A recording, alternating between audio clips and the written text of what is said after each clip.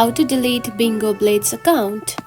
If you want to delete your Bingo Blitz account for some reasons and don't know how to do it, don't worry. In today's video, I'm going to show you how to do it, so let's get started. First of all, open the Bingo Blitz app just like this.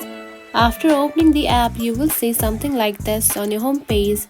Now, tap on 2-3 lines at the top. Now tap on it. Then scroll down and here you can find connect and log out right here. Now select it. Now here is the thing, there is no any built-in feature to delete your Bingo Blitz account directly. So you need to log out from this account first of all. Now tap on to log out right here. And after logging out, you can simply add another account and play that account. And just by doing that, your old Bingo Blitz account will be vanished or removed. And that's it. This is how you can delete Bingo Blitz account. It is a very easy process, right?